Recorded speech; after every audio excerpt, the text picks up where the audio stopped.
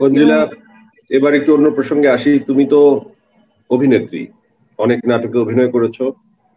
এই কিছুদিন আগেও তোমাকে দেখেছি যে তুমি আবার অভিনয় শুরু করেছো। জি। অপূর্ব এবং আরো কিছু অভিনেতার সাথে তোমাকে জুটি বেঁধে কাজ করতে দেখা গেছে।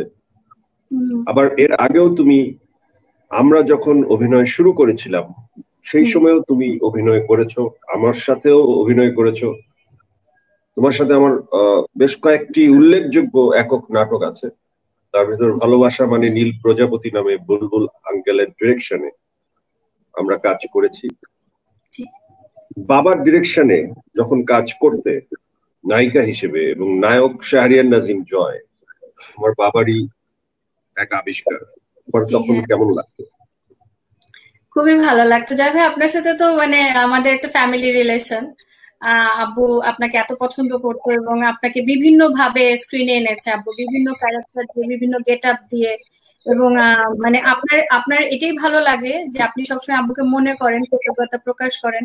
আপনার আগে বা পরেও আরো অনেককে আব্বু সেই ব্যাকিংটা করেছিল, তাদের মধ্যে জিনিসটা ছিল না। আপনি এটা মানে কৃতজ্ঞতা বোধটা তাদের দেখিনি আমরা, যেটা আব্বুর বেঁচে থাকতে আব্বুর কষ্ট ছিল। বাট আপনার মধ্যে সবসময় আছে আব্বু, আপনার মধ্যে নিজেকে গড়ে তোলার চেষ্টা, মানে নিজের গুণগুলো আপনাকে দিয়ে আপনাকে ওভাবে গড়ে তোলার চেষ্টা করেছে। এবং এত বেশি আপনাকে নিয়ে আব্বু কাজ করতো যে অনেকে ভেবেছিল যে আপনি আব্বুর ছেলে। আমাদের বাসায় আপনার ফোন আসতো আপনার নামে যে জয় ভাই আছে নাকি। আমাকে আমাকে অনেকেই বলতো যে বুলবুল আহমেদের ছেলে, অনেকেই বলতো। আবার এই কথা আমি শুনেছি, অনেকে বলতো যে অঞ্জিলার হাজবেন্ড,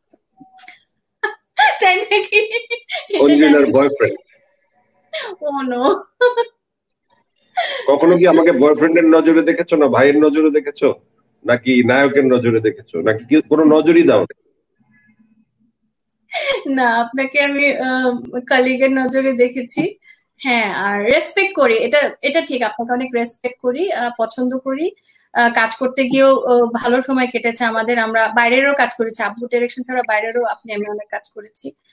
আর অবশ্যই আপনি একজন গুণী শিল্পী। এবং আমি আজকে চিন্তা করছিলাম যখন আপনি আমাকে মানে কাজটা নিয়ে আপনার সাথে কথা হচ্ছিল যে আজকে আমরা বসবো, তখন মনে হচ্ছিল যে আব্বুর রাস্তাতে আপনি যাচ্ছেন, কারণ আব্বু কিন্তু একটা সময় উপস্থাপনা করতো, শুভেচ্ছা অনুষ্ঠানটা করতো টিভিতে, ভালো ভালো উপস্থাপনা গুলো করতো। আপনি এখন উপস্থাপনা করছেন, ভালো নাম হচ্ছে, আর অভিনয় তো আপনি করছিলেন সবসময়, ডিরেকশনও দিচ্ছেন।